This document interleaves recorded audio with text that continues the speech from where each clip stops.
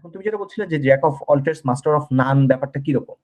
এটা হয়তো সত্যি, আমার আমার ক্ষেত্রে হয়তো ব্যাপারটা সত্যি যে আমি অনেক দিকে যেতে পেরেছি। যে মাস্টার বলাটা আমার জন্য খুব কঠিন, যে আমি কোন জায়গাটা আমি মাস্টার।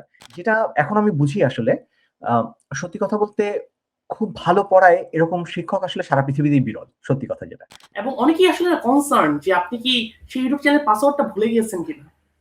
ও আচ্ছা। রাখি এই জায়গাটুক দাও, ওরে মেঘে কই যাও রে উইরা। আসসালামু আলাইকুম এবং সবাইকে স্বাগতম। আজকে আমাদের বিয়ন্ড দ্য ম্যাট্রিক্সের আরো একটি এপিসোড নিয়ে আমরা হাজির হয়েছি। আমাদের সাথে গেস্ট হিসেবে যিনি আছেন, ওনাকে আসলে নতুন করে ইন্ট্রোডিউস করে দেওয়ার মতো কিছু নেই। তিনি একজন ভার্সটাইল ট্যালেন্ট।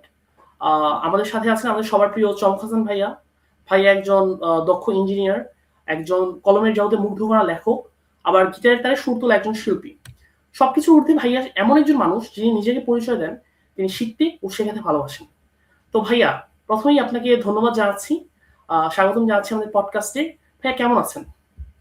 ভালো আছি সাকিব, অনেক অনেক ধন্যবাদ আমাকে তোমাদের এই বিয়ন্ড দ্য ম্যাট্রিক্স এর পডকাস্টে আমন্ত্রণ জানানোর জন্য। ধন্যবাদ ভাইয়া।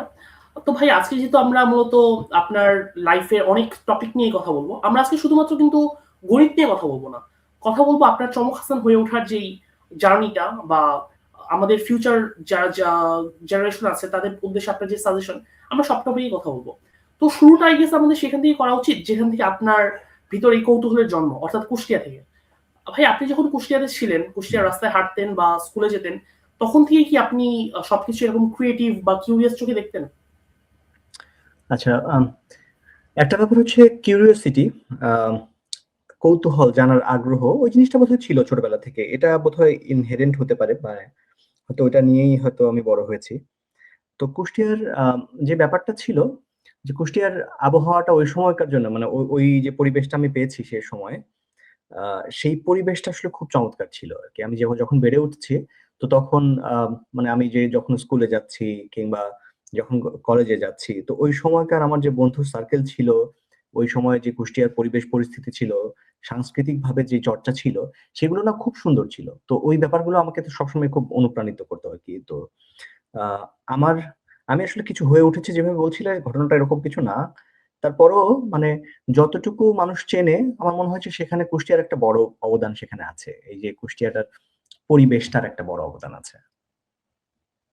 ভাইয়া, কুষ্টিয়া থেকে বুয়েট এই জার্নিটা তো অনেক বড় ছিল আপনার জন্য।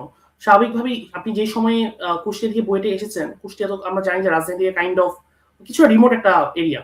তো রিসোর্সের যে লিমিটেশন সেটা তো আপনি অবশ্যই ফেস করেছেন। তো এই রিসোর্সের লিমিটেশনটা আপনি কিভাবে ফেস করেছেন বা কিভাবে ওভারকাম করেছেন, বা বর্তমান প্রজন্ম যারা এরকম রিসোর্স লিমিটেশন ফেস করতেছে তাদের উদ্দেশ্যে আপনার যদি কোনো টিপস বা গাইডলাইন্স থাকে। আচ্ছা, খুবই চমৎকার একটা প্রসঙ্গ আসলে তুমি বলেছো। সেটা হচ্ছে সীমাবদ্ধতা। যে আমাদের যে যত রকমের লিমিটেশনের আছে, মনে করো রিসোর্সের যত রকমের লিমিটেশন ছিল, সেগুলো কিভাবে ওভারকাম করা যায়, সেগুলো কিভাবে প্রতিকূলতাটা ডিঙিয়ে সামনে আগানো যায়।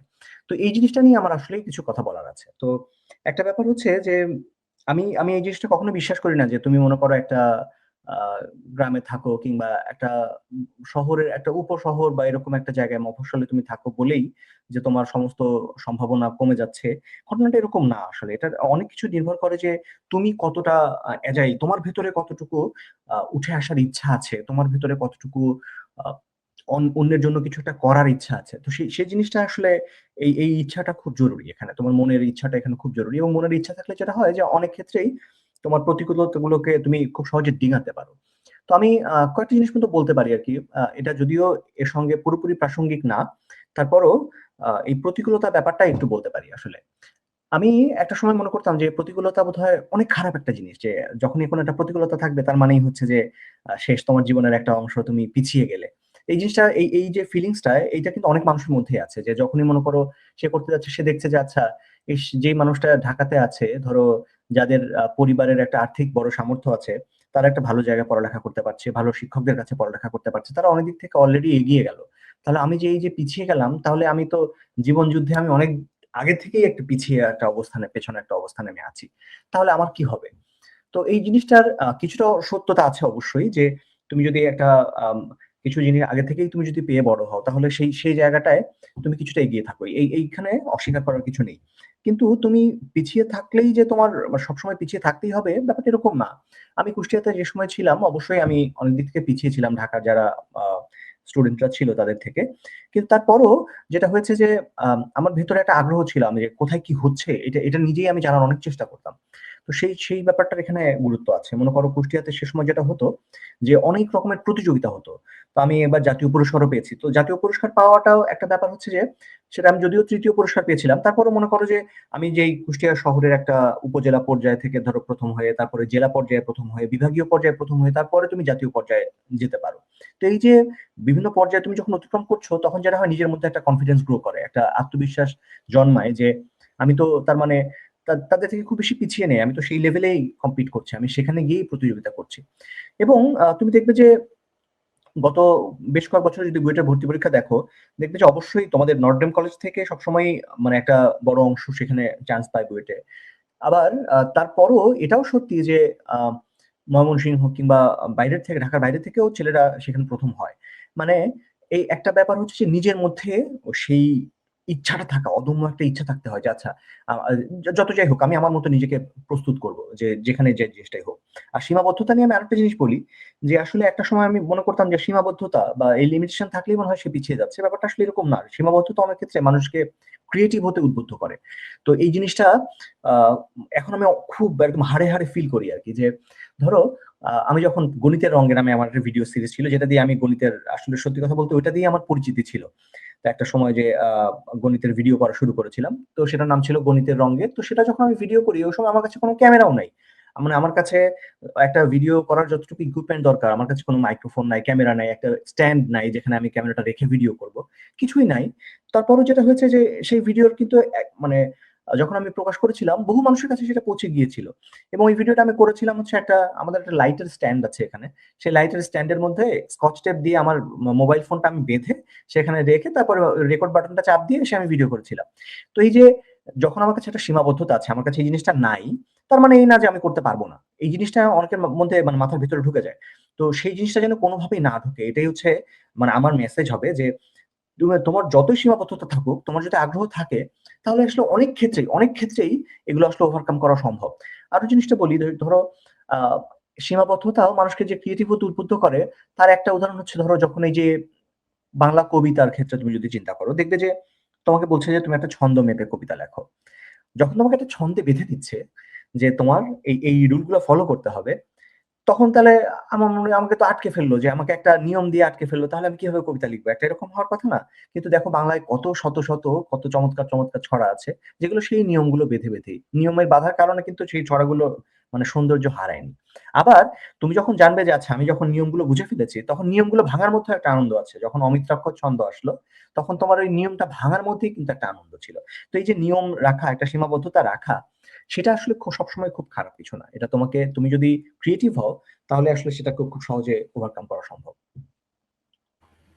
ভাই আপনি যেমনটা বললেন যে যারা আসলে এরকম সীমাবদ্ধতার শিকার তারা যেন নিজেদেরকে পিছিয়ে পড়া না ভাবে এবং তারা যেন নিজেদেরকে আত্মবিশ্বাসী আরো জেদি করে তোলে, তাহলে এই সীমাবদ্ধতা আসলে ওভারকাম করা সম্ভব। চমৎকার একটা মেসেজ ছিল ভাইয়া। ভাইয়া আপনাকে তো আমরা অনেকেই গণিতের জাদুকর হিসেবে চিনি। আমরা বিভিন্ন সময় বিভিন্ন আপনার টক বা শোতে দেখেছি আপনি গণিতের জাদু দেখান।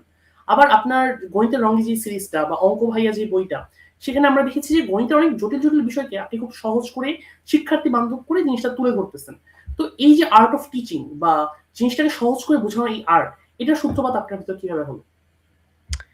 এইটা আম আমার এমনিতেই পড়াতে বা শেখাতে সবসময় ভাল লাগতো। মানে তার একটা কারণ হচ্ছে যে আমি ছোটবেলা থেকে যেটা হতো যে আমি যখন কোনো একটা জিনিস মনে করো নিজে বুঝছি, আমি কিভাবে বুঝবো যে আমি নিজে ব্যাপারটা বুঝেছি? এটা কিন্তু খুব একটা কঠিন প্রশ্ন যে আমি একটা জিনিস বুঝলাম, আমি একটা জিনিস পড়ে বুঝলাম। কিন্তু আমি যে পড়েছি এটা নিশ্চিত হওয়া যাবে কিভাবে? তার একটা ভালো উপায় হচ্ছে যে তুমি যদি অন্য কাউকে শেখাতে চাও। তো এটা আমি সবাইকেই সবসময় অনুপ্রাণিত করি যে তুমি যখন নিজে একটা জিনিস শিখছো, তখন তুমি যখন অন্য আরেকজনকে শেখাতে যাবে, যখন তুমি ওখান থেকে একটা প্রশ্ন বের করার চেষ্টা করবে যে এই জিনিসটা এরকম কেন? ওরকম কেন? তুমি অন্যকে শেখাতে গেলে সবচেয়ে ভালো শেখা হয়।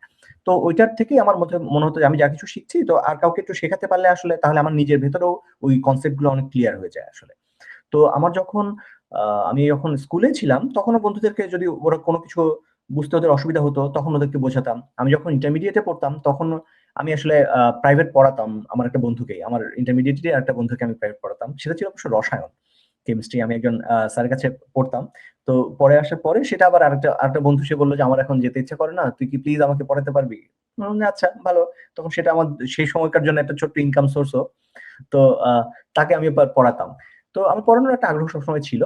তারপরে আমি যখন বুয়েটে এলাম, গণিত অলিম্পিয়াডের সঙ্গে যুক্ত হলাম। তো গণিত অলিম্পিয়াডের সাথে যখন যুক্ত হলাম, হওয়ার পরে সে সময় গণিতের একটা ক্যাম্প হলো। তো একটা জাতীয় ক্যাম্প হয়, তুমি বোধহয় জানো যে যারা গণিতে খুব ভালো করে গণিত অলিম্পিয়াডে তাদের সবাইকে নিয়ে একটা জাতীয় ক্যাম্প হয়। সেই ক্যাম্প থেকে সিলেক্ট করা হয় যে কারা এবারে ইন্টারন্যাশনাল ম্যাথ অলিম্পিয়াডে যারা ওখান থেকে অংশ নেবে তাদেরকে সিলেক্ট করা হয় সেখানে। তো সেই যে ক্যাম্প, ন্যাশনাল যে ক্যাম্পটা, সেই ক্যাম্পে একবার আমি নাম্বার থিওরি পড়িয়েছিলাম। তো তখন যখন নাম্বার থিওরি পড়ালাম, সেই সময় আমি ১ম বারের মতো বুঝলাম যে আসলে গণিত ব্যাপারটাকে আমি বোধহয় মজা করে উপস্থাপন করতে পারি। মানে আমি যখন পড়াচ্ছিলাম, ১ম কথা হচ্ছে যে আমি সবসময় চেষ্টা করি যে ফিডব্যাকটা নেওয়ার যে, আচ্ছা আমি যে পড়াচ্ছি ওরা কি আসলেই বুঝতে পারছে?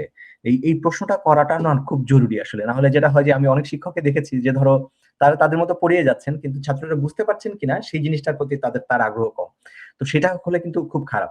ফিডব্যাকটা একটা লুপ থাকতে হয় যে আচ্ছা আমি যে পড়াচ্ছি ওটা কি ও কি বুঝতে পারছে? ওদের চোখটা দেখে বোঝার চেষ্টা করা, ওদের আনন্দটুকু অনুভব করার চেষ্টা করা যে আচ্ছা আমি কি কথাটা বললে, কিভাবে বোঝালে ওরা আনন্দ পাচ্ছে। ওই জিনিসটা যখন আমি বুঝলাম যে না আমার কথায় মনে হয় ওরা আনন্দ পাচ্ছে এবং তারপর আমি ভেরিফাই করার চেষ্টা করলাম যে আচ্ছা আমি যা বুঝিয়েছি ওরা কি আসলেই বুঝেছে কিনা। দেখলাম যে প্রায় সবাই সেই কথাগুলো বুঝেছে। তো এই জিনিসটা না খুব ইন্সপায়ারিং ছিল আমার জন্য যে আচ্ছা আমি একটা জিনিস পড়াচ্ছি, তারা সেটাতে আনন্দ পাচ্ছে, তারা সেই জিনিসটা বুঝতে পারছে। তার মানে আমি মনে হয় আমার যে মেসেজটা, আমার যেই বোঝানোর যে জিনিসগুলো আমি বোঝাতে চাচ্ছি সেটা মনে হয় ওরা বুঝতে পারছে। তো এইটা না একটা পজিটিভ ফিডব্যাক লুপের মতো কাজ করে যে আচ্ছা ওরা একটা জিনিস ভালো করে বুঝতে পারছে। তাহলে আমি নিশ্চয়ই আরেকটু ভালো করে বোঝানোর চেষ্টা করি। আর ওইটা খুব আনন্দের একটা ব্যাপার যে তুমি একটা জিনিস বোঝানোর চেষ্টা করছো এবং সে সেই জিনিসটা বুঝছে। তো ওখান থেকে আসলে বোধহয় আমি বুঝেছিলাম যে বোধহয় অঙ্ক পড়াতে আমার নিজেরই খুব ভাল লাগে এবং হয়তো আমি অন্যকেও কিছুটা বোঝাতে পারবো। ধন্যবাদ ভাইয়া। পজিটিভ ফিডব্যাক লুপের বিষয়ে যে বিষয়ে বললেন সেটা আসলেই অনেক ভালো কাজ করে। আমাদের নর্ডেন কলেজেও শিক্ষকরা প্রতিনিয়তই ক্লাসের পরে সেই ফিডব্যাকটা রিসিভ করে যে স্টুডেন্টরা কতটা বুঝতেছে। অ্যান্ড আই থিংক এটাই আমাদের কলেজে ওয়ান অফ দ্য কি ফিচার যেটা আমাদেরকে অন্যান্য কলেজ থেকে ডিস্টিংগুইশ করে। তো ভাইয়া আপনি তো বলতেছিলেন যে আপনি কিভাবে লাইক পড়াতে বা বোঝাতে ভালোবাসেন সেই বিষয়টা। কিন্তু তার থেকে এডুটেইনার যে হয়ে উঠলেন, আপনার এডুটেইনার হয়ে ওঠার পিছনে সেই ফিলোসফিটা কি ছিল অ্যাকচুয়ালি? ফিলোসফিটা হচ্ছে যে দেখো পড়া শেষ পর্যন্ত তুমি যদি গণিত বলো আর যেকোনো পড়াই বলো, পড়া জিনিসটা শেষ পর্যন্ত ব্যক্তিগত। মানে ওই জিনিসটা তোমাকে নিজেকে ধারণ করতে হবে। মানে তুমি নিজেকে বুঝতে হবে। আমি একটা জিনিস একজনকে ধরো বুঝিয়ে দিলাম।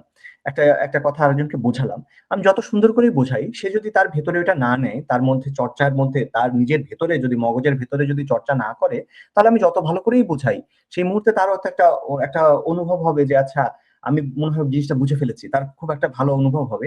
কিন্তু দেখা যাবে যে পরবর্তীতে সেই জিনিসটা ওখানে স্থায়ীভাবে বসে যাবে না মাথার মধ্যে। তো যেটা হয় যে তোমার নিজের ভেতরে সেটাকে ধারণ করতে হয়। মানে পজিটিভলি মাথার মধ্যে ধারণ করাটাই আসলে শেষ পর্যন্ত ওটাকে কি বলে? যে দীর্ঘ সময় দীর্ঘমেয়াদে সে জিনিসটাকে একটা জ্ঞান হিসাবে তৈরি করে। তো এখন কথা হচ্ছে যে তাহলে যেহেতু শিক্ষাটা ব্যক্তিগত, তাহলে সে কিভাবে শুরু করবে? এই জায়গাটা একটা বড় বাধা থাকে। যে একটা মানুষ ধরো সে গণিত শিখতে চায়। সে ১ম এ একটা গণিত বই নিয়ে খুলে বসলো। খুলে বসার সাথে, সাথে সে দেখবে যে এখানকার প্রত্যেকটা জিনিস তার অপরিচিত। মানে সে কোন কিছুই ঠিকমতো বুঝতে পারছে না। এই যে প্রাথমিক বাধাটা তখন তার মনে হয় না থাক এই জিনিসটা আমি আর করব না। এই জিনিসটা অনেক ক্ষেত্রেই হয় শুধু গণিতে না। যেকোনো বই তুমি যদি ফার্স্ট এ ধরেই দেখো যে এটা খুব কঠিন কি জিনিস বলছে বুঝতে পারছি না। তোমার ভেতরে একটা ব্যারিয়ার ১ম এ তৈরি হয়। তো আমি যখন এডুটেইনার এর কথা বলছি, এডুটেইনার মানে হচ্ছে যে আমি এডুকেশনের মানে এন্টারটেইনমেন্ট এর সাথে আমি এডুকেশন একসাথে মিশিয়ে একটা জিনিস পরিবেশন করছি। তো যখন আমি এন্টারটেইনমেন্ট এর কথা চিন্তা করছি সেখানে মানে আমি একটা জিনিসকে মজা করে বলার চেষ্টা করছি। ওখানে একটা আনন্দ দেওয়ার চেষ্টা করছি। এই আনন্দটা যেটা করে একটা আইস ব্রেকিং করে। মানে ১ম যে ধাক্কাটা যে সে একটা জিনিস দেখে ভয় পাচ্ছে, সেই জায়গাটা থেকে সে দূরে আসলো।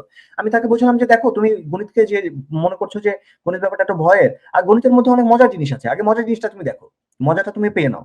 তুমি যখন মজাটা পাবে, তখন তোমার এই যে ১ম ধাক্কাটা, ওই ধাক্কাটা তখন তুমি সরাসরি ওখানে তুমি গেলে না। তুমি একটা সফট ল্যান্ডিং তোমার হলো যে আচ্ছা আমি ১ম এ ওই বড় ধাক্কাটা না দিয়ে আমি একটা সহজ পথ ধরে ওখানে গেলাম।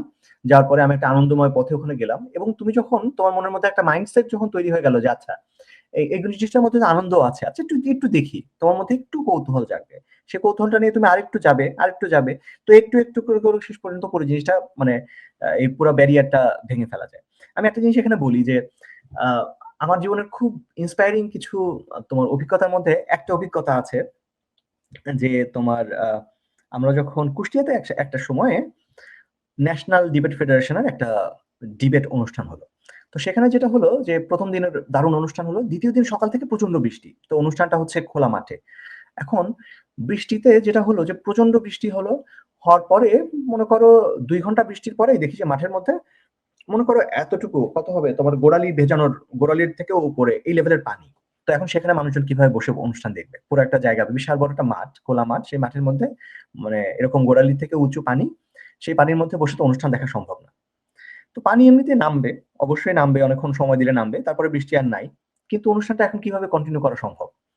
তখন আমি হাল ছেড়ে দেওয়ার মতো একটা অবস্থা, আমি নিজে কেন হাল ছেড়ে দিয়েছি, কিন্তু আমার একটা জুনিয়র ছিল ওখানে, ওরা বললো যে আমরা হাল ছেড়ে দেবো না, আমরা এই পানি, পুরা মাঠের পানি আমরা এই করবো, কি বলে এটা ছেঁকে ফেলবো। একটা বিশাল বড় মাঠের পানি ছেঁকে ফেলা, এটা কিন্তু একটা মানে এই কথা শুনলে মনে হয় দূরে, এটা কোনো কথা হলো যে এটা কি বলছো? কিন্তু ওরা হাল ছাড়লো না, ওরা না আমরা এই মাঠের পানি পুরোটা ছেঁকে ফেলবো।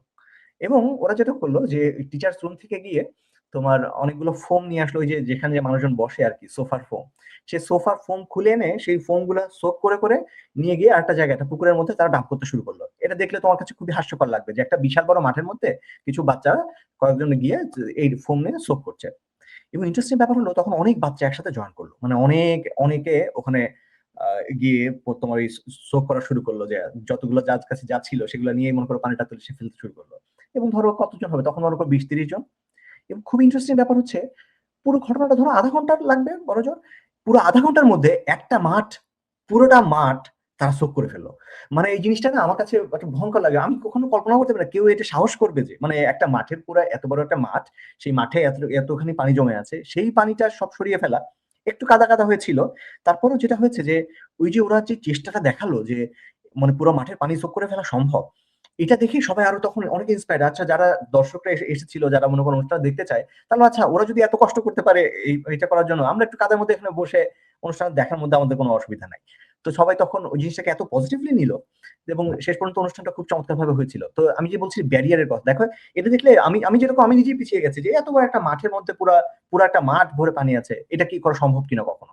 কিন্তু শেষ পর্যন্ত দেখো জিনিসটাকে যে অসম্ভব ছিল, মাত্র আধা ঘন্টার মধ্যে সেটা দেখি যে একটা সম্ভব একটা জায়গায় চলে গেছে। তো এই ব্যারিয়ার ভাঙার কথা আমি আসলে বলছিলাম, যে তুমি যখন গণিতকে ধরো আনন্দ নিয়ে তুমি উপস্থাপন করলে, তখন যে মানুষটার কাছে মনে ছিল এটা বিশাল পাহাড় সম একটা সমস্যা, সে তখন একটু একটু করে আচ্ছা আচ্ছা একটু গিয়ে দেখি তার ভিতরে হয়তো একটু কৌতূহল জাগবে।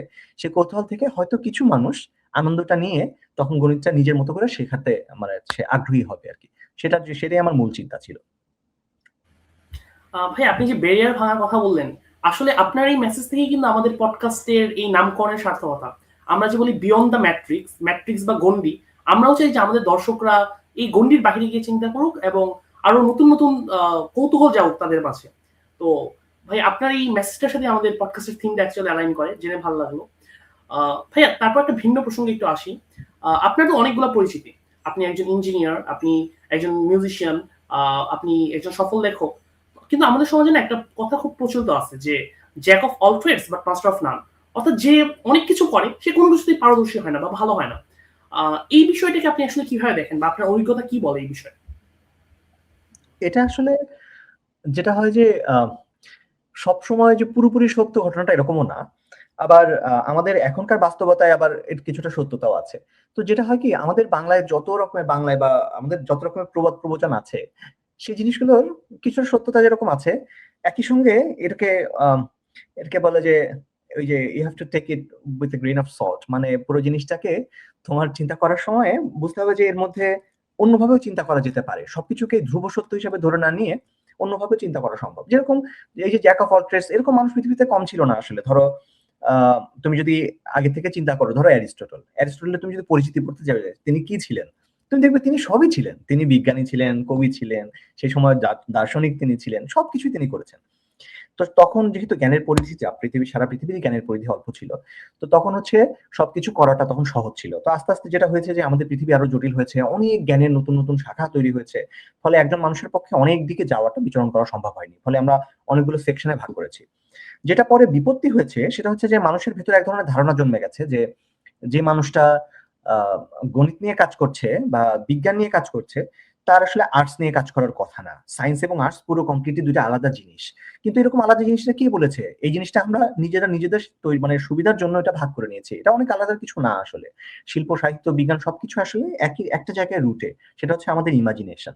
তুমি যদি চিন্তা করো যে আহ, একটা একটা গণিত যখন আমি তৈরি করছি, একটা নতুন ধরনের গণিত তৈরি করা, এটা এটা পুরোপুরি আমাদের ব্রেন থেকে আসা, আমাদের আমরা মাথার মধ্যে। এই যে এক সংখ্যাটা তুমি এক বলছো, 1+1 2 বলছো, এই ঘটনাগুলো কোথায়?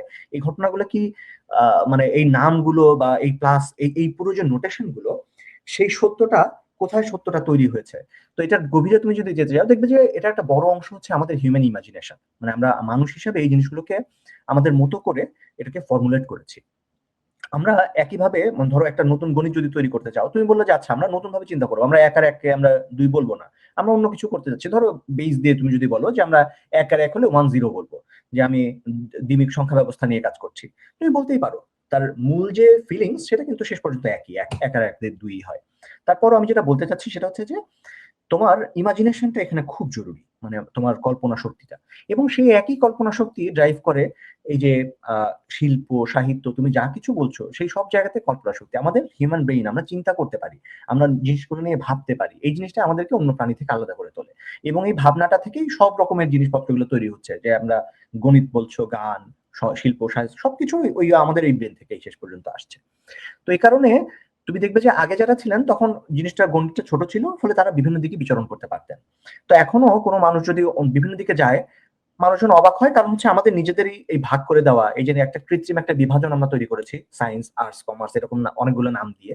এই বিভাজনগুলো আমাদেরই একটা কৃত্রিম বিভাজন যেটা আমরা তৈরি করেছি। আসলে কেউ যদি যেতে চায় বিভিন্ন দিকে, তাহলে সেখানে কোনো বাধা আসলে নাই। তো আমারও সেরকম আমার এই জিনিসগুলোর প্রতি ভালো লাগা একটা আছে। এখন তুমি যেটা বলছিলে যে jack of all trades master of none, ব্যাপারটা কিরকম? এটা হয়তো সত্যি, আমার আমার ক্ষেত্রে হয়তো ব্যাপারটা সত্যি যে আমি অনেক দিকে যেতে পেরেছি। যে মাস্টার বলাটা আমার জন্য খুব কঠিন, যে আমি কোন জায়গাটা আমি মাস্টার। কিন্তু একই সঙ্গে আহ, আমি এটাতেও মেনে নিতে রাজি নই যে একটা মানুষ অনেক দিকে স্বচ্ছন্দভাবে বিচরণ করতে পারবে না, এই জিনিসটা আমি মেনে নিতে রাজি না। ধন্যবাদ ভাইয়া আপনার এই বিষয়ে যে আপনার ভাবনা সেই কথাগুলো আমাদের সাথে শেয়ার করার জন্য। ভাইয়া আপনি তো বর্তমানে যুক্তরাষ্ট্রে আছেন এবং ওখানকার শিক্ষা ব্যবস্থা নিয়ে খুব কাছে থেকে দেখেছেন। তো যুক্তরাষ্ট্রের যে শিক্ষা ব্যবস্থা বা পড়াশোনা তার তুলনায় এক্স্যাক্টলি কোথায় আমরা পিছিয়ে আছি? এটা বলাটা, ধরো আমি আমি দুইটা পর্যায়ের শিক্ষা ব্যবস্থা আমার নিজের চোখে দেখা সম্ভব হয়েছে। একটা হচ্ছে আমি যখন পিএইচডি করেছি সেই সময়টাতে আমি দেখেছি। আর হচ্ছে এখন আমার আমার মেয়ে বর্ণমালা, ও এখন ক্লাস 3-তে পড়ছে। তো ওর এই যে বেড়ে ওঠা, ধরো কিন্ডারগার্টেন থেকে ক্লাস 3 পর্যন্ত। তো আমার যে অভিজ্ঞতাটা সেটা একদম উপরের, মানে পিএইচডি লেভেলের। আর হচ্ছে এই ছোট্ট একটা অংশ, মানে হচ্ছে ক্লাস 3 বা তার নিচে। তো দুইটা জায়গা থেকে আমি যদি মিলিয়ে কিছু কমন থিম বলি, যে কি কি জায়গায় ওরা ওরা এগিয়ে আছে, তার একটা অংশ হচ্ছে যে ওরা খুব স্ট্রাকচার্ড, মানে পুরো জিনিসটা খুব সিস্টেমেটিক। এটা একটা খুব ভালো ব্যাপার। আমি ব্যাপারটা বোঝাই যে ধরো বুয়েটে যখন আমরা পড়তাম, ওই সময় যেটা হতো যে ধরো একজন শিক্ষক পড়িয়ে যাচ্ছেন, তো পড়ানোর পরে আমার যেটা সমস্যা হতো যে পড়ানোর সময় আমার মাথার মধ্যে নানান রকম ভাবনা চলে আসতো। তো এটা হলে যেটা সমস্যা হয় যে তিনি পড়াচ্ছেন, আমি পড়তে পড়তে অন্য একটা জিনিস ভাবছি, হঠাৎ করে দেখা যায় যে আমি খেই হারিয়ে ফেলেছি, মানে উনি যে যে অংশটা পড়াচ্ছিলেন আমি সেই অংশটা আর বুঝতে পারছি না। আর আমি যদি পড়ার সময় নিজের নোট লিখতে যাই, তাহলে আমার বিপদটা আরো বেশি হয়, আমি আমি তখন আরো বেশি হারিয়ে যাই। তো প্রত্যেকটা মানুষ এক একজন মানুষ এক এক রকম। তো সবার যে মানে নোট লেখাটা, যারা যারা লিখতে পারে তারা আসলে খুব ভালো, মানে এই জিনিসটাকে আমি খুবই পজিটিভলি নিই, যে যারা লিখতে পারে আমি খুবই অ্যাপ্রিসিয়েট করি তাদের।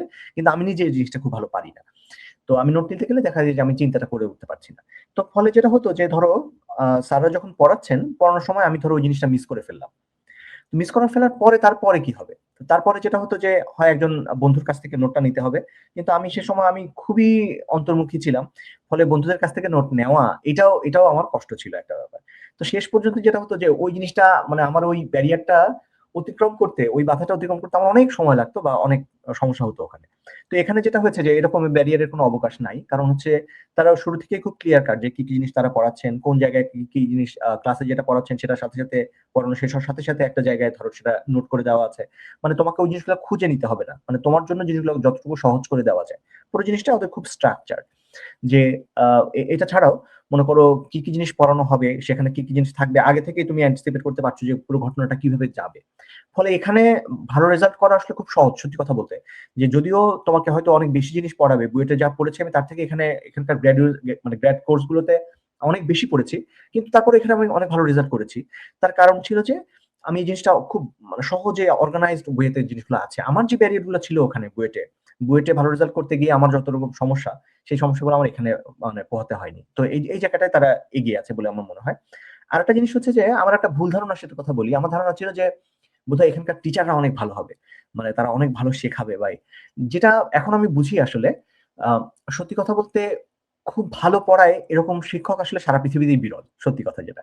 তো এটা বুয়েটেও যেরকম হয়েছে যে আমি প্রথম যে ক্লাসটা পেয়েছিলাম, মানে উনি অসাধারণ একজন শিক্ষক ছিলেন। মানে আমি যখন প্রথমে বুয়েটে ঢুকলাম, প্রথম যে ক্লাসটা করলাম করে মনে হলো যে না, আমি আমি একটা অসাধারণ একটা জায়গায় এসেছি। আমি যে বাংলাদেশের, এরা বলে যে বেস্ট ইনস্টিটিউশন, মনে হয় এটা আসলেই সত্যি।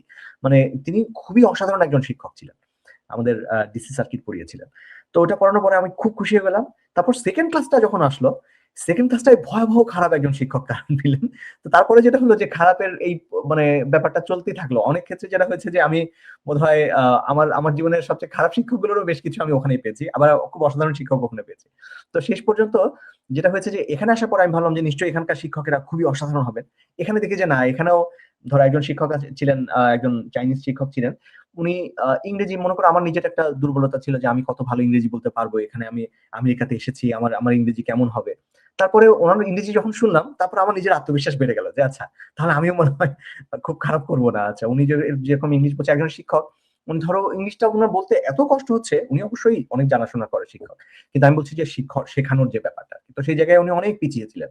তো এরকম বেশ কিছু শিক্ষকতার মানে শিক্ষকের সঙ্গে যখন পরিচয় হলো, তখন আমি বুঝতে পারলাম যে আসলে, এবং তারপরে যেটা হলো যে উনি ক্লাসে খুব ভালো পড়াচ্ছেন না, কিন্তু তারপরও আমরা শেষ পর্যন্ত বুঝে গেছি। কারণ হচ্ছে যে এই যে স্ট্রাকচার যে সিস্টেমটা ছিল, যে যেভাবে পুরো জিনিসগুলো অর্গানাইজ করা, সেটার কারণে আমরা শেষ পর্যন্ত জিনিসগুলো শিখে ফেলেছি। তখন আমার জিনিসটা মনে হলো যে আসলে শুধুমাত্র শিক্ষকের শেখানোর উপরেই পুরো ব্যবস্থাটা নির্ভরশীল হওয়া যাবে না। যে একজন শিক্ষক শুধু যদি ভালো শেখায় তাহলেই তুমি শিখতে পারবে, যদি শিক্ষক ঠিক মতো না শেখায় তোমার আর শেখা হবে না, এই জিনিসটা হওয়া যাবে না। শিক্ষকতা মানে শেখানোর একটা পার্ট, সেটা স্ট্রাকচারের ভিতরেই থাকবে যে আচ্ছা তোমার যে জিনিসগুলো শিখতে হবে, যেভাবে শিখতে হবে, তোমাকে অলরেডি গাইড করে দেওয়া আছে। সেই শিক্ষকের কাজ হচ্ছে তোমাকে আরো ভালো করে গাইড করা, এবং তোমার যদি কোনো প্রশ্ন থাকে সেই জিনিসগুলোকে ভালো করে তিনি অ্যাড্রেস করবেন।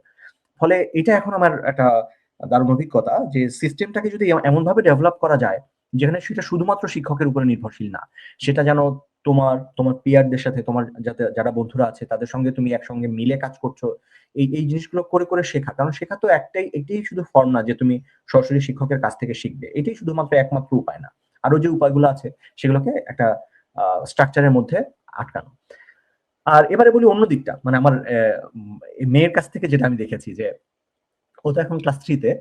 ফলে ও যখন কিন্ডারগার্টেন থেকে ক্লাস 3 পর্যন্ত উঠলো, এখন পর্যন্ত ওকে তেমন কিছুই শেখানো হয় নাই। মানে হচ্ছে যে ধরো বাংলাদেশের একটা ক্লাস 2 তে আমি যা যা শিখতাম বা যা যা শিখেছি, সেই তুলনায় ওরা কিছুই শেখেনি। মানে কিছু শেখেনি মানে হচ্ছে ওদেরকে ধরো, ওরা যে সেই কিন্ডারগার্টেন থেকে এবিসিডি পড়েছে, ক্লাস 1 এও সেই এবিসিডি কিছু কিছু শিখেছে, ধরো 1 2 3 এইসব জিনিসপত্র। তারপরে ওরা যেটা হয়েছে যে ওরা জিনিসগুলোকে খেলার মধ্যেই নিয়েছে। মানে পুরো যেভাবে ওদের জিনিসটা অর্গানাইজ করা, সেটা হচ্ছে পুরোটা খেলার মধ্যে থাকা আর কি। ওরা একটা খেলছে, পুরো জিনিসটা খেলা। আমরা প্লে গ্রুপে বাংলাদেশে যে কাজটা করে, সেটা ক্লাস 3 পর্যন্ত আমি দেখছি যে ওদেরকে অলমোস্ট সেই জিনিসগুলোই করাচ্ছে। কিন্তু তার পাশাপাশি যেটা করে, যে পাশাপাশি ছোট ছোট প্রজেক্ট দিতে থাকে ওদেরকে, যে আচ্ছা তুমি এই জিনিসটা নিজের মতো করে বানিয়ে নিয়ে আসো, তুমি এই জিনিসটা নিয়ে এই করো। একটা হোমওয়ার্ক, সুন্দর একটা হোমওয়ার্ক দেয়, যে হোমওয়ার্কটা করতে ওদের ভালো লাগে। এই পার্টটা একটা ইন্টারেস্টিং ব্যাপার যে যে জিনিসটা দেখা যাচ্ছে যে ওরা আসার পরেও বর্ণমালা ওই হোমওয়ার্কটা করার জন্য নিজেই খুব এক্সাইটেড। ওকে একটা যখন প্রজেক্ট দেয়, ওই প্রজেক্টটা করার জন্য ও নিজেই খুব এক্সাইটেড, আচ্ছা আমাকে এই কাজটা করতে হবে, আচ্ছা দেখি তো এটা কি। এবং এটা করতে করতে ও নিজের মতো করে শেখে। তো এই অংশটা আসলে আমার মনে হয় যে ওদেরকে ছোটবেলা থেকে ট্রেন করায় যে আচ্ছা তুমি কিভাবে নিজের মতো করে নিজে নিজে শিখবে। যে এই শেখার ব্যাপারটাকে শেখানো, যে একা একা শিখতে শেখা, এটা না খুব জরুরি। তো এটা মনে হয় যে আমার কাছে খুবই অসাধারণ লেগেছে ওদের ওদের সিস্টেমটা। আমরা বোধহয় বাংলাদেশে এই কাজটা খুব সহজেই করতে পারি, যে বাচ্চাদেরকে কিভাবে অনুপ্রাণিত করা যায় যে তারা নিজে নিজে শিখতে পারে, তারা আনন্দ নিয়ে শিখতে পারে, ওই অংশটা শেখানো। ভাইয়া প্রতিবন্ধকতার বিষয়গুলো বলছেন, কিন্তু এই প্রতিবন্ধকতাগুলো আমরা অ্যাজ আ স্টুডেন্ট বা আমাদের college authority as a institution আমরা কিভাবে অ্যাকচুয়ালি ওভারকাম করতে পারবো এই যে লিমিটেশনস গুলো? কোন লিমিটেশনস গুলো আরেকটু স্পষ্ট করবে?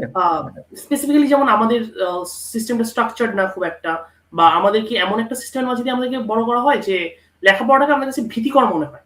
সো অ্যাজ আ স্টুডেন্ট বা স্টুডেন্টের যে সাইড থেকে, স্টুডেন্টের পয়েন্ট অফ ভিউ থেকে বা একটা ইনস্টিটিউটের পয়েন্ট অফ ভিউ থেকে অ্যাকচুয়ালি কি করা উচিত, বা যেটা প্র্যাকটিক্যাল সলিউশনটা কি হতে পারে? প্র্যাকটিক্যাল সলিউশনের একটা হচ্ছে তোমার বন্ধুরা, মানে আমার মনে হয় যে বন্ধুদের সাথে মিলে আমার আমার যেরকম যেটা হয়েছিল আর কি, যে আমি আমি এই জিনিসটাকে ওভারকাম করেছিলাম কারণ আমার আসলে খুব সুন্দর মানে চমৎকার কিছু বন্ধু ছিল, যাদের সঙ্গে ধরো কিছু কিছু জিনিস আমি শেয়ার করতে পারতাম। ধরো তোমার একটা যদি বন্ধু সার্কেল থাকে, একটা ফ্রেন্ড সার্কেল থাকে, যাদের সাথে তুমি ধরো একটা জিনিস নিয়ে তুমি আলোচনা করতে পারো যে আচ্ছা এই জিনিসটা যে এটা হলো, এটা কি এরকম, তখন ওই বন্ধুরা বললো যে না তো এটা তো এমন মনে হয় যে এটা এরকম। ধরো এই যে একটা একটা তর্ক বিতর্ক হোক কিংবা আলোচনা হোক, এই যে কথাটা আসলো, বন্ধুদের মধ্যে যদি ওই আলোচনাটার জায়গা থাকে, ধরো তোমরা অনেক বিষয় নিয়ে আলোচনা করতে পারো, মাঝে ধরো পড়ালেখার দুই একটা বিষয় নিয়ে যদি আলোচনা করো, তখন যেটা হয় যে আমাদের মানে আমাদের ব্রেইনটা ওর ভিতরে একটা এক্সাইটেশন তৈরি হয় যে আচ্ছা আচ্ছা জিনিসটা তো এরকম হতে পারে, মানে ব্রেনের ভেতরে একটা জায়গায় ওই জিনিসটা চলতে থাকে, তোমার একটা আনন্দের একটা অংশ তৈরি হয়। তো বন্ধুরা এই ক্ষেত্রে আমার মনে হয় যে একটা বড় হেল্পের ব্যাপার হতে পারে, যদি এই সীমাবদ্ধতা মনে করো সবকিছু এই অবস্থায় আছে, তুমি এই জায়গা থেকে অতিক্রম করতে চাও। প্লাস হচ্ছে বই পড়া, ধরো তুমি যদি বই পড়ার অভ্যাসটাকে বাড়াতে পারো, যে আচ্ছা অনেক রকমের তুমি বই পড়লে, বই পড়ে তুমি নিজে নিজে বই পড়া যখন তুমি অভ্যাসটা করে ফেলবে, তখন যেটা হয় যে বই মানুষের ভেতরে এক ধরনের চেঞ্জ তৈরি করে। তো এই চেঞ্জটা ঠিক তুমি ধরে ধরে এরকম না যে আচ্ছা এই একটা লাইন পড়লাম সেই লাইনটা মুখস্থ করলাম, এটা এক ধরনের শেখা। আর আরেকটা শেখা হচ্ছে খুব ধীরে ধীরে ধীরে ধীরে মাথার ভেতরে একটা একটা রাসায়নিক পরিবর্তনের মতো একটা জিনিস ঘটে। সেই জিনিসটা ঘটে তুমি যখন আস্তে আস্তে তুমি যখন বইটা পড়ছো। সেই জিনিসটা আবার ভিডিও দেখে হয় না আসলে, সত্যি কথা যেটা, মানে তার একটা কারণ হচ্ছে যে পেস। ধরো ভিডিওর একটা নিজস্ব পেস আছে যে পেসে সে চলতে থাকে, আর বই পড়াটা হচ্ছে তোমার পেস, মানে তুমি যখন পড়ছো এইটার গতিটা হচ্ছে তুমি যে গতিতে পড়তে পারো বইটা সেই গতিতেই আগাবে, মানে ঠিক সেই গতিতে, এরকম না যে তুমি চুপ করে থাকলে বইটা এগিয়ে যাবে, এরকম না। তুমি চুপ করে থাকলে ভিডিও এগিয়ে যাবে বা অডিও এগিয়ে যাবে, কিন্তু বইটা এগিয়ে যায় না। তো আমার মনে হয় যে বই পড়ার অভ্যেস করাটা এখানে একটা একটা ভালো জিনিস হতে পারে, যে তুমি যদি নানান রকমের বই পড়ার আগ্রহ থাকে, অভ্যেস থাকে, তখন নিজে নিজে ওখান থেকে চিন্তা করা, ওই জিনিসগুলো প্রসেস করা মাথার ভেতরে, ওই জিনিসগুলো তৈরি হয়। ধন্যবাদ ভাইয়া। ভাইয়া আমরা যেহেতু যুক্তরাষ্ট্রের যে কনটেক্সট, সেই কনটেক্সটে আছি, এই কনটেক্সটে আমাদের আরেকটা প্রশ্ন ছিল। এই প্রশ্নটা আমাদের ম্যাথ ক্লাবেরই একজন আমার ক্লাবমেট ও করতে যাচ্ছিল। ভাই আপনি তো ইউনিভার্সিটি অফ সাউথ ক্যারোলিনা থেকে মাস্টার্স পিএইচডি করার পর বর্তমানে বোস্টন সায়েন্টিফিকে কর্মরত আছেন। গত 10 বছরে এই যে F1 ভিসায় ইউএসএ প্রবেশ করে এরপর পার্মানেন্ট রেসিডেন্সি পাওয়া, যেটা এটা একটা কমন অ্যান্ড সাকসেসফুল পাথ হয়েছিল। কিন্তু রিসেন্টলি সিনারিওটা অনেক চেঞ্জ হয়েছে, যখন আমরা দেখতেছি যে ফেডারেল ফান্ডিং এমআইটি এবং হার্ভার্ডের মতো টপ ইনস্টিটিউট থেকে তুলে নেওয়া হচ্ছে, বা ইন্টারন্যাশনাল স্টুডেন্টদের নিতে অনেকটা নিরুৎসাহিত করা হচ্ছে। তো এই যে প্রেক্ষাপটের পরিবর্তন, এই বিষয়টাকে আপনি আসলে কিভাবে দেখতেছেন? আর পরবর্তীতে আরেকটা প্রশ্ন আমি একটা ফলো আপ কোশ্চেন আমি জানতে চাবো, সেটা হলো যারা অ্যাকচুয়ালি আমেরিকান ড্রিম এই পাথওয়েটা ফলো করতে চায়, তাদের অ্যাকচুয়ালি এখন কি করা উচিত? আচ্ছা, একটা জিনিস হচ্ছে যে বাইরে পড়তে যাওয়ার জন্য আমেরিকাতেই যেতে হবে এমন কোনো কথা নেই। আমেরিকাতে কিছু কিছু বিষয়ের জন্য খুব ভালো, মানে কিছু জায়গায় ধরো তুমি যদি কম্পিউটার সায়েন্সে পড়তে চাও, আমেরিকা তার জন্য খুব ভালো। তুমি যদি রকেট সায়েন্স বা অ্যারোস্পেস নিয়ে তুমি পড়তে চাও, তার জন্য আমেরিকা খুব ভালো। তো কিছু কিছু জায়গার জন্য অবশ্যই আমেরিকা খুব ভালো। বা আমি ইলেকট্রিক্যাল ইঞ্জিনিয়ারিং এর জন্য আসলে সারা পৃথিবীর অনেক জায়গাতেই বেশ ভালো জায়গা আছে। তো আমার যেটা হয়েছিল যে আমার যেহেতু বন্ধুদের অনেকেই আমি জানতাম ওই সময় যে ওরা এদিকে মুভ করবে, মানে আমার বুয়েটে যারা বন্ধুরা, ফলে আমার এদিকে আগ্রহ বেশি ছিল। তাই বন্ধুদের একটা ব্যাপার এখানে থাকে আসলে। আর এখানে এখনকার যেটা হয়েছে যে ধরো আমি যে সময় এসেছি F1 ভিসায়, তখন ভিসাটা পাওয়া খুব সহজ ছিল বলে আমার মনে হয়, যে সেই সময় আমি আসলে এপ্লাই যারা করেছে সাথে সাথেই তারা ভিসা পেয়ে গেছে, এরকমই আমি দেখেছি আমার আমার বন্ধুদের মধ্যে। অন্তত আমি কাউকেই রিজেক্ট হতে দেখি নাই বা দেখি নাই, এবং তখন ফান্ড পাওয়াটাও যথেষ্ট সহজই ছিল সেই সময়। তো আমেরিকা যেটা হয় যে আমেরিকা শুধু না, সারা পৃথিবীতেই আহ, রাজনীতির আহ, পট পরিবর্তন ঘটে, বিভিন্ন রকমের অবস্থার মধ্য দিয়ে যায়। যেরকম ধরো যে সময়টায় আমি এসেছি তখন সারা পৃথিবীতে লিবারালিজমের জয় জয়কার ছিল, এখন সারা পৃথিবীতে একটু রাইট উইং যারা ধরো একটু ডানপন্থী, সেই সেই জিনিসটার একটু জয় জয়কার। তো ডানপন্থীর জয় জয়কার হওয়াটারও একটা ইন্টারেস্টিং ব্যাপার আছে, যদিও একটু একটু রাজনীতির বা তারপরে একটু বলতে পারি আসলে একটা একটা ইন্টারেস্টিং ব্যাপার হচ্ছে যে মানুষ আহ, সবসময় নিজের আইডেন্টিটিটা নিয়ে মানে আমার আমার পরিচয় কি সেটা নিয়ে তার ভেতরে একটা কনফিউশন সারা পৃথিবীতে সবসময় মানুষের ছিল। মানুষের পৃথিবীর যে ধরো মানে ফিলোসফির যে একদম মূল প্রশ্ন যেটা আমি কে, সেই জিনিসটা খুব খুব জরুরি একটা প্রশ্ন আসলে। তো এই আইডেন্টিটি ক্রাইসিস যেটা, সেই ক্রাইসিসটা এখন আমার মনে হয় যে আরেকটু বেড়েছে। তার একটা বড় কারণ হলো গ্লোবালাইজেশন। ধরো সারা পৃথিবীতে সবকিছুই আমরা জানি, যে সারা পৃথিবীর কোথায় কি ঘটছে সবকিছু আমরা দেখতে পাচ্ছি। ফেসবুক আছে, অনেক রকমের মিডিয়া চারপাশে আছে। তো সবকিছু থাকার কারণে আমরা সবকিছুর সঙ্গে জড়িত। ফলে যেটা হয় যে সব সংস্কৃতি থেকে আমাদের ভেতরে একটু একটু করে জিনিসপত্র আসতে থাকে।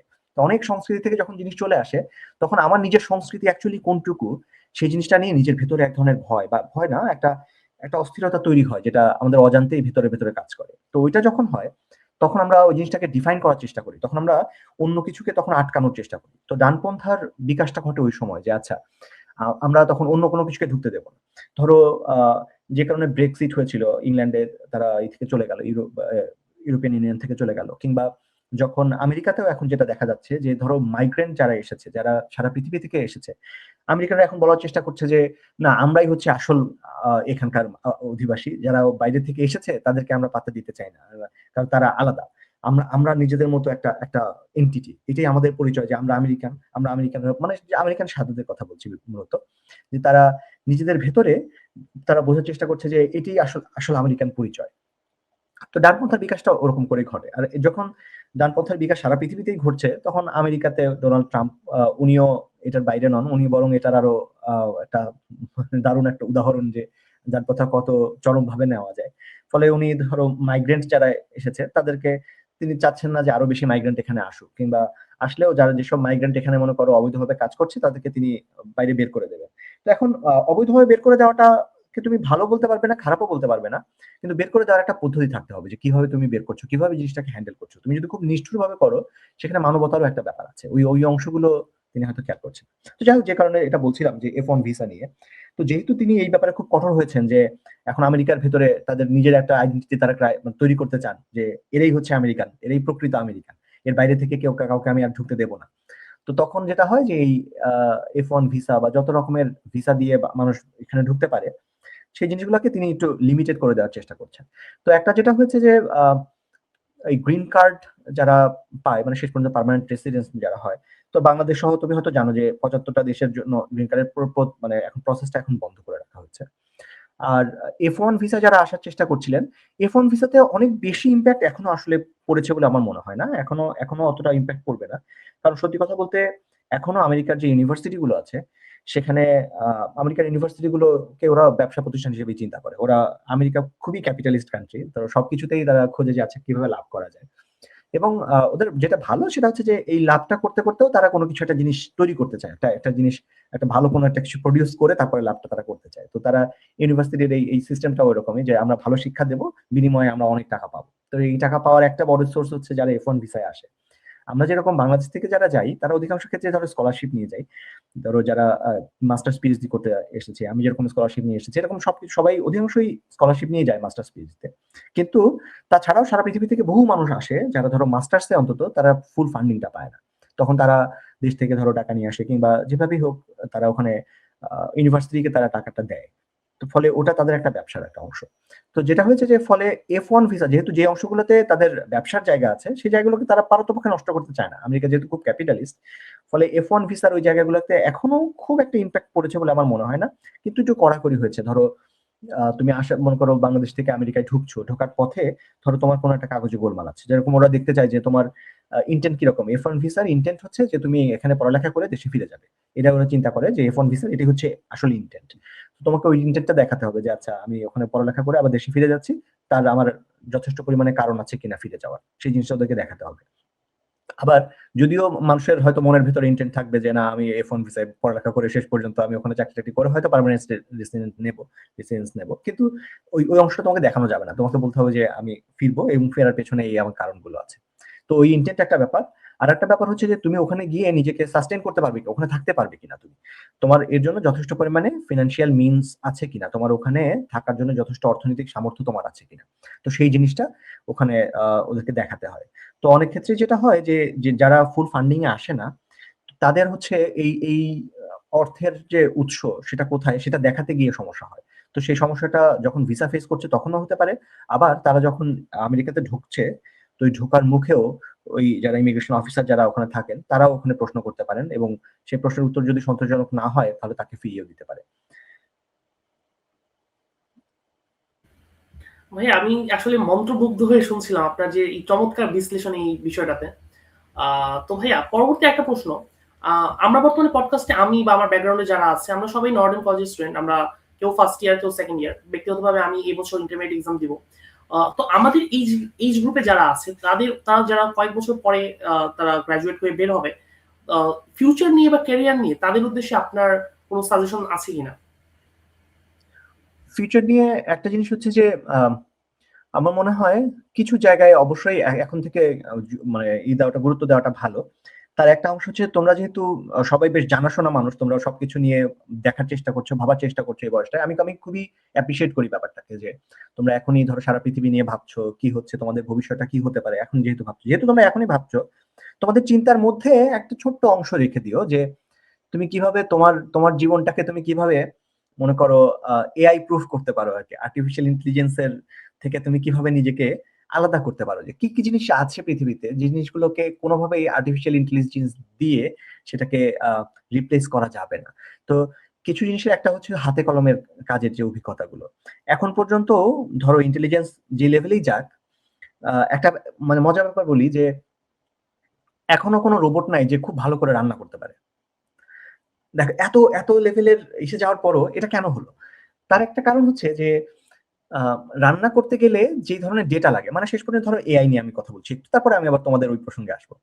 ধরো এআই এর মেইন জিনিসটা কি, যে ওকে ধরো সারা পৃথিবীর সবকিছু গুলে খাইয়ে দেওয়া হয়েছে, যে ও সবকিছু মানে ওকে শেখানো হয়েছে, ওকে একটা বিশাল ট্রেনিং সেট দিয়ে ট্রেন করা হয়েছে। ও যখন অনেক কিছু ট্রেন্ড হয়ে যায় তখন সেখান থেকে সে প্যাটার্ন বের করে, পুরো জিনিসটাই গণিত। তো সে এই গণিত দিয়ে সে একটা প্যাটার্ন বের করে, সে মনে করে যে এটাই ঠিক। তুমি যদি একটা কথা ওকে বলো, সে জানে যে কোন কথাটা বললে সেই জিনিসটা ম্যাথমেটিক্যালি প্রবাবিলিটিক্যালি সে মানে প্রবাবিলিটির হিসাবে কোনটা সেই তোমার কথাটার সাথে সবচেয়ে বেশি যুক্তিযুক্ত, সে প্রবাবিলিটি দিয়ে হিসাব করে ব্যাপারটাকে। তো এখন কিছু জিনিস আছে যেটা এখনো অনেক ট্রেনিং সেট পৃথিবীতে নাই, যেরকম ধরো রান্না করাটা পুরো হাতে কলমে দেখা, রান্নার গন্ধটা নেওয়া, এই জিনিসগুলো ডেটা এখনো পৃথিবীতে নাই। এখনো আমরা গন্ধকেই আমরা শেষ পর্যন্ত এখনো কোয়ান্টাইজ করতে পারিনি আসলে, যে একটা রান্নার ধরো ঘ্রাণ, এই ঘ্রাণটাকে তুমি কিভাবে রেপ্লিকেট করবে। যে ধরো তুমি যদি একটা দৃশ্যকে রেপ্লিকেট করতে যাও তাহলে সেটা এখন অনেক সহজ, 8 জিবি দিয়ে তুমি একটা ছবি তুললে সেই ছবি তোলার প্রত্যেকটা পয়েন্টকে, পিক্সেলকে তুমি ওখানে রেড গ্রিন ব্লুর একটা একটা পার্সেন্টেজ দিয়ে তুমি বলতে পারো যে আচ্ছা এই ডটটা হচ্ছে এতটুকু। এরকম করে হাজার হাজার যখন ডট তোমার সামনে থাকবে, মিলিয়ন মিলিয়ন ডট, সেটা দিয়ে তুমি একটা ছবি তৈরি করে ফেলতে পারো। তারপরে সেই ছবিগুলোকে তুমি যখন মুভ করাচ্ছ এটা একটা ভিডিও তৈরি হয়ে গেল। তো এখন সেটা করা সম্ভব, কিন্তু এখনো ধরো গন্ধ বা স্বাদ, এই জিনিসগুলোকে এখনো ওইভাবে কোয়ান্টাইজ করা যায় নাই, যে কোন তুমি ঠিক এইটাকে তুমি যদি রেপ্লিকেট করতে চাও কিভাবে করবে। ফলে একটা রোবটের পক্ষে এখনো তোমার এই সরাসরি ঠিক ওই ঘ্রাণের ওই গন্ধের রান্না বা ওই স্বাদের রান্না করাটা এখনো তার পক্ষে সম্ভব না, সে চাইলেই পারবে না। তার মানে হাতে কলমের কিছু জায়গা আছে যে জিনিসগুলো আসলে কারোর পক্ষে এটা এখনো অন্তত এআই এর পক্ষে সেটা রেপ্লিকেট করা মানে সম্ভব না আর কি। তো সেই জিনিসগুলোকে প্রায়োরিটি দেওয়া, যে আচ্ছা ধরো তুমি একটা জিনিস নিজের মতো করে শিখছো, তোমার নিজের খুব ব্যক্তিগত একটা অভিজ্ঞতা, সেই অভিজ্ঞতা কিন্তু খুব তোমার। তুমি চিন্তা করে দেখো, এআই কে বলে দিলে সে অনেক কিছু ঘটনা লিখে দিতে পারবে, কিন্তু তোমার তোমার একটা জিনিস দেখে খুব ভালো লেগেছিল। তুমি ধরো একবার রাস্তা দিয়ে হাঁটতে হাঁটতে খুব সুন্দর একটা দৃশ্য দেখেছো, খুব একটা দৃশ্য দেখে তোমার মনটা ভরে গেছে। এই যে তোমার অনুভূতিটুকু, এই অনুভূতিটা ঠিক তোমার, এই জায়গাটা ব্যক্তিগত, এটা তুমি শত এআই দিয়েও তুমি ওই জায়গাটা তুমি যেতে পারবে না। কিংবা তুমি একটা অভিজ্ঞতা সরাসরি মধ্যে দিয়ে গিয়েছো, এই যে তোমার রিয়েল অভিজ্ঞতাটা, এই অভিজ্ঞতাটা কিন্তু তোমার। এটা এআই চেষ্টা করলে ওটার মতো কিছু একটা লিখে দিতে পারবে, কিন্তু তুমি যে অভিজ্ঞতাটা দিয়ে গিয়েছো সেই স্মৃতি কিন্তু এআই এর নাই। তার মানে তোমার ব্যক্তিগত যে অংশগুলো, তোমার নিজের যে চিন্তা, একদম মানে পিওর সলিড নিজের চিন্তা করাটা, সেই জায়গাটা তোমাকে বাড়াতে হবে। মনে করো তুমি যখন একটা জিনিস নিয়ে পড়ালেখা করছো, তখন তোমার নিজের দৃষ্টিভঙ্গি সেখানে তৈরি করতে হবে, নিজের একটা চিন্তা করার একটা ক্ষমতা সেখানে তৈরি করতে হবে। এই জিনিসটা আমার কাছে মনে হয় যে জরুরি, যে যে জিনিসটা তোমার খুব নিজের একটা ব্যক্তিগত একটা জায়গা। এবং সেই সঙ্গে হাতে কলমে কাজ করার অভিজ্ঞতা, যে একটা জিনিস তুমি করছো, তুমি হাতে কলমে সেই জিনিসটা করে দেখো যে জিনিসটা কিভাবে কাজ করছে, তোমার প্র্যাকটিক্যাল যে এক্সপিরিয়েন্স গুলো, সেই জিনিসগুলো খুব জরুরি। আমার মনে হয় যে এই জায়গাগুলোতে তুমি যদি এখন থেকে মানে নজর দাও, তুমি একটা সময় গিয়ে দেখবে যে কোনো এআই দিয়ে তোমাকে রিপ্লেস করা যাবে না। ধন্যবাদ ভাই আপনার মূল্যবান দিক নির্দেশনার জন্য। ভাইয়া, তো আমরা অনেকক্ষণ অনেক বিষয়ে আলোচনা করলাম। তো পডকাস্টে এই পর্যায়ে এসে আমি আসলে আমাদের দর্শকদের কাছ থেকে প্রাপ্ত যে কোশ্চেনগুলো ছিল আমাদের কমেন্ট সেকশনে, আমরা অ্যাকচুয়ালি অসংখ্য কোশ্চেন পেয়েছি এবং কমেন্ট সেকশনে যা আছে তার দ্বিগুণ বা তিনগুণ প্রশ্ন তো আমাদের ইনবক্সে চলে আসছে যে ভাই আপনাকে নিয়ে এত মানুষের এত কৌতূহল। আমরা সবগুলো প্রশ্ন কিন্তু স্বাভাবিকভাবে সময় স্বল্পতার কারণে ফিচার করতে পারবো না, বাট আমরা চেষ্টা করছি কিছু মৌলিক প্রশ্ন যেগুলো ছিল সেগুলো ফিচার করার। তো ভাইয়া, প্রথমেই যে প্রশ্ন, একটা funny question kind of. Kushtia জেলা স্কুলের একজন শিক্ষার্থী যে পরবর্তী প্রথমে নটরডেম কলেজে অধ্যয়নরত আছে, সে আপনার ব্যাপারে আপনাকে জিজ্ঞাসা করেছে যে কুষ্টিয়ায় আপনার নামে একটা কথা খুব শোনা যায় যে আপনি নাকি ক্লাসে বসে ডিকশনারি পড়তেন, এটা কি আসলে সত্যি? ক্লাসে বসে ডিকশনারি পড়তাম? হ্যাঁ। যা ডিকশনারি আমার খুব প্রিয় জিনিস ছিল, এটা সত্যি, কিন্তু সেটা ক্লাসে বসে পড়তাম এরকম কোনো ঘটনা খুব একটা মনে পড়ে না, মনে হয় না ক্লাসে আমি ডিকশনারি নিয়ে আসতাম। কিন্তু ডিকশনারি আমার খুব প্রিয় জিনিস, এখনো খুব প্রিয় জিনিস ডিকশনারি। তারপরে ওই যে কি বলো তোমার এনসাইক্লোপিডিয়া টাইপের আর কি, যেগুলা এই ধরনের জিনিসগুলো আমার আমার খুবই প্রিয়, এটাতে কোনো সন্দেহ নাই। মানে বাংলা ডিকশনারি, বিশেষ করে বাংলা টু বাংলা ডিকশনারি বেশি প্রিয় ছিল, তারপরে ইংলিশ টু বাংলা, কারণ ওইগুলোর মধ্যে অনেক ছবি থাকতো আর কি। ধরো ইংলিশে কোনো একটা জিনিস জানতে হলে দেখতাম যে ওই অক্সফোর্ড ডিকশনারি যেটা ছিল ওটা আমার বেশি প্রিয় ছিল আর কি। ডিকশনারি অনেক পড়তাম, এটা এটা সত্যি, কিন্তু ক্লাসে নিয়ে পড়তাম সবসময় এরকম কোনো ঘটনা নাই। আর ক্লাসে সত্যি কথা বলতে আমি আমি যে ভালো স্টুডেন্ট যেরকম মানে বললেই মানুষের মাথায় যে জিনিসটা আসে ওরকম ভালো স্টুডেন্ট আমি আসলে ছিলাম না। ধরো এরকম অনেকবারই হয়েছে যে ধরো স্যাররা ক্লাসে পড়া ধরছেন, আমি পড়া পারছি না, এরকম জিনিস বহুবার হয়েছে। মানে এরকম না যে একটা জিনিস ধরো স্যার বলেছেন যে গতকাল আগামীকালকে তুই এইটাই পড়ে আসবি, আমি এই জিনিসটা পড়ে এসেছি, এরকম না। আমার পড়ার স্টাইলটা আলাদা ছিল পুরোপুরি। মানে আমার সাধারণত আমি যেটা করতাম যে অধিকাংশ ক্ষেত্রেই ধরো পরীক্ষার ঠিক আগ মুহূর্তে গিয়েই মানে সবকিছু পড়াশোনা সব একসাথে ক্র্যামিং করা যেটা বলে সেটা করতাম না, মানে অধিকাংশ ক্ষেত্রে। তবে এটার পেছনে আমার আরেকটা যুক্তি ছিল আর কি, আমার পড়ার যে স্টাইলটা সেটা আলাদা ছিল। সত্যি কথা, আমি আমি চিন্তা করতাম যে প্রথম আমার কাজটা হবে যে আমার একটা দক্ষতা তৈরি করা, যে আমি লিখতে পারি। কারণ আমাদের সমস্ত পরীক্ষা ছিল লিখিত, তাই না? যত পরীক্ষা সব হয় সবকিছু লিখিত। যে মানুষটা ধরো অনেক জানে, অনেক বোঝে, কিন্তু লিখতে পারে না, তার জন্য বিশাল বিপদ। এরকম বন্ধু আমার ছিল আসলে, যে রিয়েলি খুবই ভালো স্টুডেন্ট, সে সবকিছু বোঝে সবকিছু জানে, কিন্তু সে লিখতে পারে না পরীক্ষা খাতায়। ফলে তার মানে মার্কস দেখে মনে হতো যে সে খুবই খারাপ স্টুডেন্ট। আসলে ঘটনা তা না, আমি জানি যে আমি ওর সাথে যখন গল্প করি আমি জানি যে ও খুবই মেধাবী মানুষ, তো লিখতে পারছে না। সো আমি ওই ব্যারিয়ারটা প্রথমে কাটানোর চেষ্টা করলাম, যাই মানে আমাকে খালি হাতে লেখা শিখতে হবে, যে আমি যাই বলুক আন্দাজে হলেও কিছুটা লিখে ফেলতে পারবো। তো এই যে লেখা ফেলা, এটা যখন আমি মানে লিখতে লিখতে ওই জিনিসটা যখন তৈরি হলো আমার, যে আমি নিজে নিজে বানিয়ে বানিয়ে লিখতে পারি, যা খুশি হোক আমি বানিয়ে বানিয়ে লিখে দিতে পারবো কিছু একটা, ধরো সেটা সত্যি হোক মিথ্যা হোক যা খুশি। তো এটা যখন আমার একটা চর্চাটা তৈরি হলো, ওই চর্চাটা হওয়ার পরে আমার জিনিসটা তখন চিট কোডের মতো একটা ব্যাপার হয়ে গেল, যে আচ্ছা আমি তো এখন যা খুশি হোক লিখতে পারি, তার মানে এখন আমার ছোট্ট একটা জিনিস বাকি, যে ওই জিনিসটা কি বলছে আসলে সেই কন্টেন্টটা বোঝা। তো আমি যদি কন্টেন্ট এখন বুঝে ফেলতে পারি, তারপর তো আমি লিখতেই পারি, এই দুটো কানেকশন করে ফেলতে পারলে আমার খুব দ্রুত আমি সবকিছু করে ফেলতে পারতাম। ফলে আমার পড়ালেখায় আমার আসলে সময় কম লাগতো সত্যি কথা। এবং বাকি যে শেয়ার টাইমটা ছিল সেই টাইমে আমি সেই ইচ্ছা মতো ধরো কুষ্টিয়া শহরে আমি অনেক ঘুরতাম, পুরো হেঁটে বেড়াতাম, অনেক মানে হাঁটতাম। আর ওখানে একটা লাইব্রেরি ছিল, সেই লাইব্রেরিতে বসে বসে বই পড়তাম, বন্ধুদের সাথে বসে গান বাজনা করতাম। অনেক প্রতিযোগিতা হতো কুষ্টিয়া শহরে, সমস্ত প্রতিযোগিতা অংশ নিতাম। তো ফলে এই ঠিক প্রথাগত আতেল বললে যে জিনিসটা মাথায় আসে, যে কেউ সারাদিন বই পড়ছে, এটা করছে, বইয়ের মধ্যে আছে, পড়ালেখা করছে, আমি পড়ালেখার মধ্যে এই পড়ালেখার মধ্যে অনেক ছিলাম। আমি পড়তাম, আমার পড়তে খুব ভালো লাগতো, কিন্তু সেগুলো ধরো বাইরের সাহিত্য হোক বা বাইরের বই টই হোক, বিজ্ঞানের বই হোক আর যে বই হোক, ডিকশনারি হোক, অনেক সময় বসে বসে ডিকশনারিও পড়তাম, এটা ট্রু। তো এটা একটা আলাদা আর কি জিনিস ছিল। তবে যেভাবে সেটা বলেছে ঘটনাটা ঠিক ওরকম না যে ক্লাসে বসে ডিকশনারি পড়তাম। বুঝতে পেরেছি ভাইয়া। ভাই, পরবর্তী প্রশ্নটা এটা ছিল যে আপনার এত মোটিভেশনাল এনার্জি, এটার পিছনে রহস্যটা কি অ্যাকচুয়ালি? মোটিভেশনাল এনার্জি, মোটিভেশনাল এনার্জির একটা একটা জিনিস আমি বলতে পারি, যে আমার সবসময় যেটা মনে হয় যে আনন্দটা নিজের মধ্যে রাখলে আনন্দটা কম হয়। ধরো তুমি একটা যখন ধরো খেলা দেখছো, মানে বাংলাদেশের একটা ক্রিকেট মনে করো ম্যাচ হচ্ছে, সেই ম্যাচটা তুমি একা একা দেখলে খুব ভালো লাগলো, আর তুমি চিন্তা করো যে অনেক বন্ধুরা চারপাশে আছে, তুমি হই হল্লা করে তাদের সাথে একসাথে মিলে দেখছো, একজন একটা মনে করো একটা বিশাল একটা ছক্কা হাঁকালো কেউ, তুমি সেটা দেখে সবাই মিলে একসাথে হই হই করে উঠলা। সেই জিনিসটার আনন্দ বেশি নাকি একা একা দেখার আনন্দ বেশি, এটা চিন্তা করো। তো মনে হবে যে আনন্দটা না সবাই মিলে একসাথে উদযাপন করার একটা ব্যাপার আছে। তো আমার যেটা মনে হয় যে আমি যখন ম্যাথ বুঝি একটা জিনিস, বোঝার পর মনে হয় যে জিনিসটা তো খুব সুন্দর, এই জিনিসটা আমার এখনই বোঝাতে ইচ্ছা করছে, মনে হচ্ছে যে এই আনন্দটা যেন আমি নিজের মধ্যে না রেখে আরো অনেক মানুষের মধ্যে ভাগ করে নিই। তো ওইটা করার জন্য নিজের ভেতর থেকেই আমি একটা আগ্রহ অনুভব করি, যে আচ্ছা এই জিনিসটা বোধহয় অনেকের সাথে ভাগ করে নিতে পারলে আমার নিজের আনন্দটা আরো বাড়বে। তো সেটা করার জন্যই ওর ভিতর থেকে একটা অনুপ্রেরণা আসে আর কি, ওইটাকে তুমি মোটিভেশনাল এনার্জি বলতে পারো। জি ভাইয়া। তার পরবর্তী প্রশ্নটা আমরা পেয়েছি আমাদের কলেজের একজন শ্রদ্ধেয় শিক্ষক সোলেমান ইসলাম মুনান স্যারের কাছ থেকে। স্যার জানতে চেয়েছেন যে ভেক্টর সহজে শিক্ষার্থীরা বুঝতে চায় না, ভেক্টর মানে ম্যাথে স্পেশালি অনেকেই মনে করছে ভেক্টর বিষয়টা একটা আরবিট্রারি। এই ভেক্টরটা স্টুডেন্টদেরকে অ্যাকচুয়ালি কিভাবে সহজ করে বোঝানো যায় এই বিষয়ে জানতে চেয়েছেন স্যার। আচ্ছা, স্যারকে উপদেশ দেওয়া তো এটা ভয়ঙ্কর কঠিন ব্যাপার আমার জন্য। আমি একসাথে আমার আমার আইডিয়া কিছু ভাগ করে নিতে পারি। তো ভেক্টরের যে জিনিসটা আমার মনে হয় আমার এই ধরনের ক্ষেত্রে আমি যে জায়গাটায় সবসময় চলে যাই সেটা হচ্ছে যে গল্প আরকি, যে কোন জায়গা থেকে জিনিসটার ভেক্টরের জন্মটা কিভাবে হয়েছিল আরকি। যে কেমন করে আমাদের মাথার মধ্যে ধরো ডট গুণন, ক্রস গুণন এই জিনিসগুলোর আইডিয়াটা কোত্থেকে আসলো। অ্যাকচুয়ালি ভেক্টরের যে জন্মটা, সেই জন্ম কথার মধ্যে কমপ্লেক্স নাম্বারের একটা ব্যাপার আছে, মানে জটিল সংখ্যা। যে জটিল সংখ্যার একটা গল্প আছে। সেই গল্প আমি একবার ভেক্টরের ভেতর বাহির নামে একটা পর্বে আমি আসলে বলেছিলাম অনেক আগে।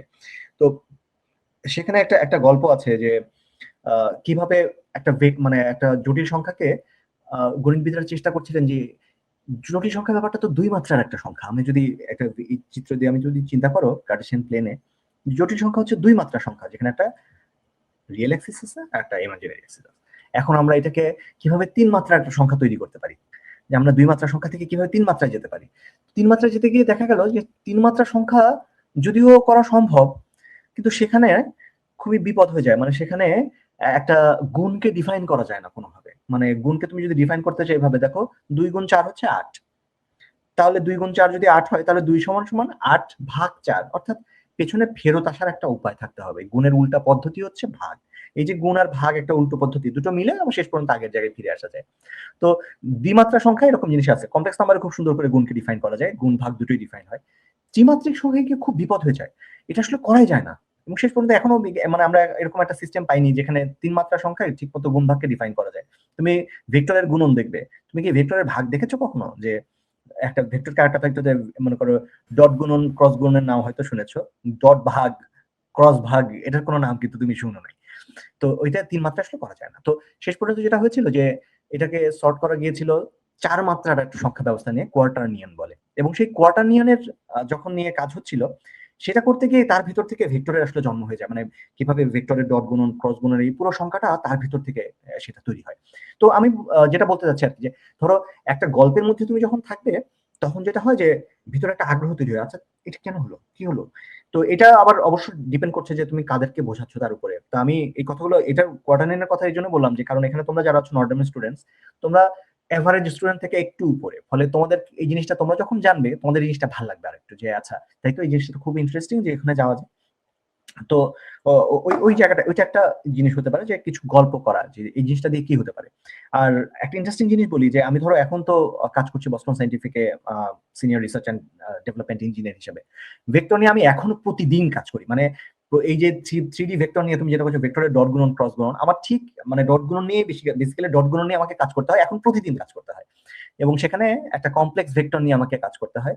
যে একটা ইলেকট্রিক ফিল্ড আছে, সেই ইলেকট্রিক ফিল্ডটা একটা বাঁকানো পথ আছে, সেই বাঁকানো পথের উপরে কিভাবে একটা ছোট্ট জায়গায় আমি একটা কিভাবে ট্যানজেনশিয়াল কম্পোনেন্ট নিতে পারি, আমাকে স্পর্শকের নিলে সেই স্পর্শকের ভিতরে কতটুকু পরিমাণ ইলেকট্রিক ফিল্ড সেখানে তোমার একটা উপাংশ তুমি ওখানে নিতে পারবে, সেই উপাংশ আমাকে বের করতে হয়। সেটা এখনো মানে প্রতিদিন আমার এই কাজে একটা আমার একটা কাজ হচ্ছে সেটা, যে সেখানে আরএফ এর তোমার ইলেকট্রিক ফিল্ডের একটা উপাংশ আমাকে ওখানে বের করতে হয়। তোমরা যে জিনিসটা করছো এখানে, মানে আমরা যেটা করি ঠিক সেই জিনিসটা নিয়েই কাজ করতে হয়। ফলে যেটা হয় যে তুমি যদি একটু দেখাতে পারো যে কিছু কিছু উদাহরণ যদি দেখাতে পারো যেটা বাস্তব জীবনে কোথায় কোথায় কাজে লাগে, তখনও সেই জিনিসটা মানুষ খুব সহজেই রিলেট করতে পারে আর কি। সেটা একটা একটা উদাহরণ হতে পারে। তবে আমার মনে হয় যে স্যার যেহেতু জানতে চেয়েছেন, তার মানে তার নিজেরই এই জিনিসটা নিয়ে তিনি যথেষ্ট ভাবছেন। সেখানে আমার আমার কোনো উপদেশ বা পরামর্শ নিয়ে আসলে কিছু হবে না। আমার যে ভাবনাগুলো সেটা আমি স্যারের সাথে ভাগ করলাম। তবে আমার মনে হয় যে তিনি নিজেই জিনিসটাকে আরো আরো সুন্দর করে শেষ পর্যন্ত উপস্থাপন করতে পারবেন। ধন্যবাদ ভাইয়া। ভাইয়া তার পরবর্তী যে প্রশ্ন সেটা বিডিএমও বা বাংলাদেশ ম্যাথ অলিম্পিয়াড সংক্রান্ত। আপনি তো বিডিএমও শুরু থেকে বিডিএমওর সাথে জড়িত ছিলেন। স্পেশালি আপনি কিছুক্ষণ আগে বললেন যে আপনি ক্যাম্পে নাম্বার থ্রির উপর ক্লাসও নিয়েছেন। ভাইয়া তো 10 বছর আগে আইএমওতে বাংলাদেশের যে পারফরমেন্স ভার্সেস আইএমওতে বাংলাদেশের বর্তমান পারফরমেন্স, এই পারফরমেন্সটাকে আপনি আসলে কিভাবে দেখছেন? আম এটা এটা জাস্টিফাই করা বা করা খুব কঠিন আসলে। যেটা হয় যে আ আমাদের অনেকগুলো বাস্তবতার থাকে আসলে। আমাদের যেই ম্যাথ অলিম্পিয়াডটা যেভাবে যেভাবে তৈরি হয়েছে, সেই জিনিসটা হচ্ছে যে পুরোপুরি একটা ভলান্টারি জায়গা থেকে তৈরি হয়েছে সত্যি কথা। যে আমাদের ম্যাথ অলিম্পিয়াড আমরা একটা সময় গিয়ে যখন অনেক ভালো করেছি, ধরো আ ২০১৮ তেই বোধহয় আমরা পেলাম, স্বর্ণপদক পেলাম।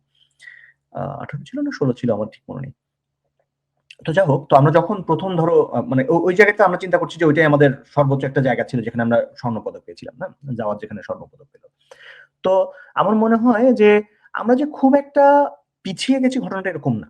মানে আমাদের যদিও মনে হয় যে আমরা একটা স্বর্ণপদক পেলাম তারপর আর কিছু পেলাম না, আমি ওইটাকে ওইভাবে ঠিক চিন্তা করি না। আহ, আমরা শুরু থেকে যেভাবে এগিয়েছি সেই জিনিসটা আসলে খুব চমৎকার ছিল। আমার আমার আমি সেই সময়টাকে যদি মনে করি, আমার খুব চমৎকার কিছু স্মৃতি ওখানে আছে যে আমরা কিভাবে অ্যাপ্রোচ করেছিলাম যে গণিতে আমরা কিভাবে কেমন করে ভালো করবো গণিত অলিম্পিয়াডে। তো আমরা যেটা করেছিলাম যে আমরা একটা সময় দেখতে পেলাম যে প্রথমবারে গিয়ে আমরা শেষ পর্যন্ত বোধহয় ২ পেয়েছিলাম আমার ধারণা। ২ বা ৫ এরকম আমরা নম্বর পেয়েছিলাম। প্রথমবার আমরা যখন গেলাম ২০০৪ এ। তার পরের বছরে আমরা কিন্তু একটু ভালো করলাম। আমরা একটা একটা তোমার সম্মানজনক স্বীকৃতি যেটা সেটা পেয়েছিলাম। তারপরে থেকে একটু, একটু করে আমরা একটু করে ভালো করার চেষ্টা করছি। তুমি যদি ট্রেন্ডটা দেখো দেখবে যে আমাদের ট্রেন্ডটা যথেষ্ট ভালো ছিল। বেশ, বেশ অনেকদিন পর্যন্ত ভালো ছিল এবং তার একটা কারণ ছিল যে আমরা একটা করে বিষয় ধরেছিলাম যে আচ্ছা একদম শুরুতে যারা যাবে তারা জ্যামিতিতে আমরা অনেক ভালো করাবো। আমাদের ১ম কাজই হচ্ছে কি জ্যামিতি। মানে আমরা এমন চিন্তা করলাম যে আমাদের যতজন যাচ্ছে প্রত্যেকেই যেন গিয়ে জ্যামিতির প্রবলেমটা সলভ করে আসতে পারে। এটা একদম মাথার ভিতরে গেঁথে দেওয়া হলো যে আমাদের যেভাবেই হোক জ্যামিতিতে ভালো করতে হবে। কারণ আমরা যে জ্যামিতিটা পড়ি ইউক্লিডিয়ান জ্যামিতি, এটা সারা পৃথিবীতে আর পড়ায় না এখন। এখন এখানে কোথাও আর এই জ্যামিতিগুলো পড়ানো হয় না। যে আমরা যে এক্সট্রা টেক্সট যেগুলো করি সেগুলো এখন আমাদের দেশে শুধু করায় এবং সেটা আয়ামর সাথে খুব ভালো মতো মিলে যায়। তার মানে আমরা আসলে একদিক থেকে এগিয়ে আছি যে আমরা ওই ধরনের জিনিসপত্র স্কুলেই নরমালি করি। আমরা এক্সট্রা করছি, আমরা জ্যামিতি ইউক্লিডিয়ান জ্যামিতি প্রমাণ করছি।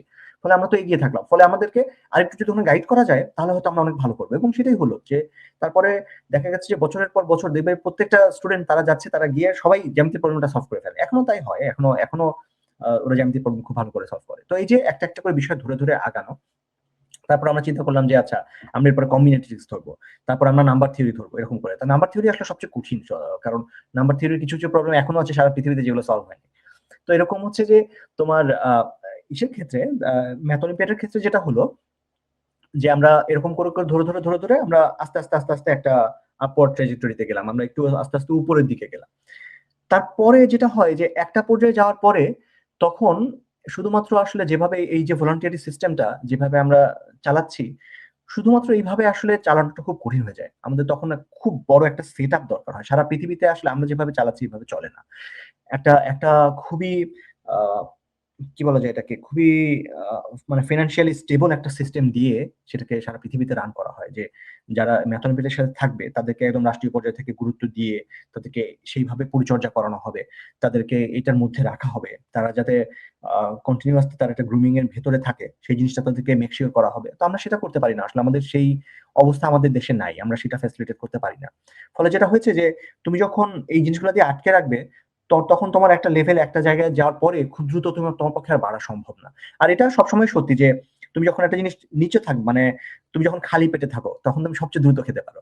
যখন তোমার পেটটা আস্তে আস্তে ভরে যাবে তখন কিন্তু খাওয়ার গতি কমে যায়। এটা সবকিছুর জন্য সত্যি সারা পৃথিবীতে। তুমি যখন একটা উপর লেভেলে অনেক দূর উঠে গেছো তখন আসলে তুমি অনেক গতি তখন আর দেখতে পাবে না যে আচ্ছা বিশাল এগিয়ে যাচ্ছে কিনা। তুমি যদি ফিজিক্সের দিকে তাকাও বা অনেকের দিকে যে গ্রাউন্ড ব্রেকিং আবিষ্কার কেন হচ্ছে না, তুমি খেয়াল করবে যে আজ থেকে ১০০ বছর আগে ফিজিক্সে বিশাল বিশাল সব গ্রাউন্ড ব্রেকিং জিনিসপত্র আবিষ্কার হয়েছে।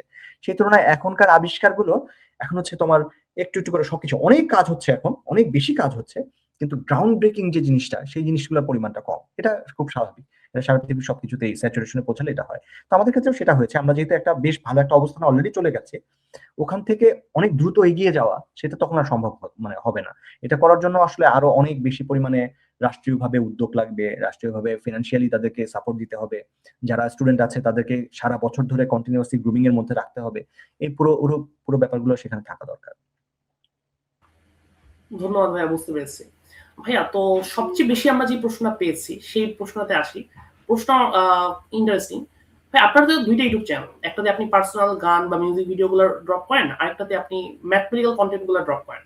আমাদেরকে অনেকেই প্রশ্ন করেছে যে ভাই আপনি এখন আর কেন ম্যাথমেটিক্যাল কন্টেন্ট ড্রপ করেন না বা রিলিজ করেন না, এবং অনেকেই আসলে কনসার্ন যে আপনি কি সেই ইউটিউব চ্যানেল পাসওয়ার্ডটা ভুলে গিয়েছেন কিনা। ও আচ্ছা, না। আচ্ছা, প্রথম কথা হচ্ছে পাসওয়ার্ড ভুলি নাই এবং ম্যাথ নিয়ে অবশ্যই আমি কাজ করতে চাই। তো যেটা হয় যে ম্যাথ নিয়ে কাজ করতে গেলে আমার আমার মধ্যে খুব খুঁতখুঁত একটা জিনিস তৈরি হয়। তো যেটা মনে হয় যে আমি যে জিনিসটা পড়াতে চাচ্ছি, আমি সেই জিনিসটা নিজের মতো করে যদি আহ ঠিকভাবে আমি নিজের ভেতরে আগে না নিয়ে আসতে পারি তখন আমার বলতে ইচ্ছা করে না। মানে ওইটা একটা একটা ব্যারিয়ার বলতে পারো। আর তাছাড়া যেটা হচ্ছে অবশ্যই সময়ের একটা ব্যাপার হয়েছে, যেহেতু এখন দুটো বাচ্চা হয়েছে, আমার নিজেরও কাজ আছে, আর একটা ঝামেলা হয়েছে যে আমার আমার অফিসটা সেটা আমার বাসা থেকেও প্রায় 50 মিনিট দূরে। তো এগুলো সবকিছুই আর কি নিজেকে বুঝতে হয়, সত্যি কথা। আমি যদি করতে চাই তাহলে করতে পারি, মানে জিনিসটা হচ্ছে যে অনেকদিন ধরেই সেই চাওয়াটা ওইভাবে আসছে না। তো যারা ভিউয়ার্স, যারা গণিত নিয়ে আগ্রহী, তাদের জন্য বলতে পারি যে আমার একটা ভিডিওর কাজ আমি অনেকখানি এগিয়ে ফেলেছি। তো আশা করছি যে খুব দ্রুতই আমি সেই ভিডিওটা আবার রিলিজ করতে পারবো। তো সেটা হচ্ছে আবার নিয়ে তোমার অসীম গুণোত্তর ধারা নিয়ে। অসীম গুণোত্তর ধারার একটা ভিজুয়াল প্রুফ আছে, ওটা আমার খুব প্রিয় আর কি, যে a/1 - r, হয়তো তোমরা জানো একটা অসীম গুণোত্তর ধারার সূত্র আছে। তো সেটার একটা জ্যামিতিক প্রমাণ আছে খুব সুন্দর। তো সেই জ্যামিতিক প্রমাণটা নিয়েই হচ্ছে ওই ভিডিওটা করা শুরু করেছে। তো সেটা আশা করছি খুব শিগগিরই সেটা আমি দিতে পারবো। ধন্যবাদ ভাইয়া। আমরা আসলে আজকের পডকাস্টের একদম শেষ পর্যায়ে চলে এসেছি। ভাই, আপনি তো একজন গায়ক এবং আমরা প্রায়ই আপনার বিভিন্ন গান ইউটিউবে দেখি। সম্ভবত গত 1 মাস আগেও আপনার একটা নতুন নতুন গান আসছে। আপনার যে ডিজে পিথাগোরাস বা পিথাগোরাস র‍্যাপ, এই গানের লিরিক্সটা আমার এখনো পুরোটা মুখস্থ।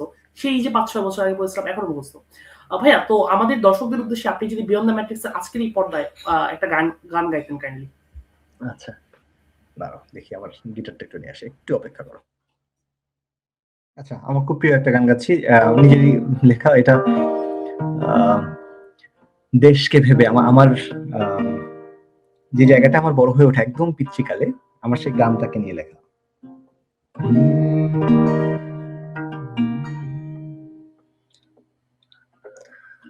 দীপ নিভায়ায় আন্ধার জ্বালায়, একলা পরবাস, আর একটা মুখ দেখিবার লাগি, জনমের তিয়াস হায় রে। দীপ নিভায়ায় আন্ধার জ্বালাই, একলা পরবাস, আর একটা মুখ দেখিবার লাগি, জনমের তিয়াস আমি কালের গানে ভাইসা ভাইসা গো বন্ধু রে। একবার যদি পারতাম ফিরিতে বন্ধু রে, হইতাম আমি সাঁঝের পাখি, তোমার কোলে মাথা রাখি, কহিতাম আমি সাঁঝের পাখি, তোমার কোলে মাথা রাখি, এই জায়গাটুক দাও। ওরে মেঘ কই যাও রে উইরা, আমারে লইয়া যাও, কতকাল দেখি নাই আমার উজান তলির গাঁও। ওরে মেঘ কই যাও রে উইরা, আমারে লইয়া যাও, কতকাল দেখি নাই আমার উজান তলির গাঁও।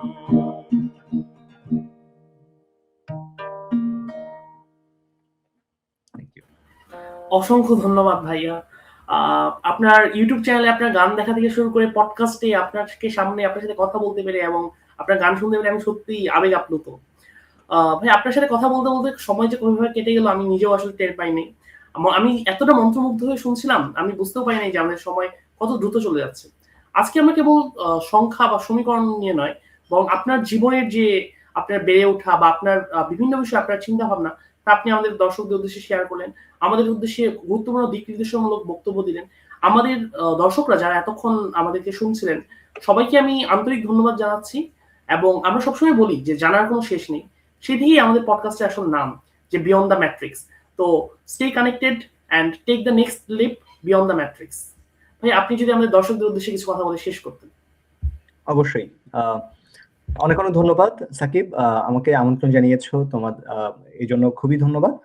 আর যারা দর্শকরা আছেন তাদের জন্য এটাই আমি বলতে চাই যে সবাই যেন তাদের জীবনটাকে যত সুন্দর করে উপভোগ করা যায় সেভাবে তারা উপভোগ করে। আমাদের জীবনটার চারপাশটা না অনেক কিছু থাকে যে জিনিসগুলো আমরা খুব সহজে ওভারলুক করে যাই। আমরা ভুল জিনিসের পেছনে ছুটতে ছুটতে আমাদের জীবনের একটা বড় অংশ ব্যয় করে ফেলি।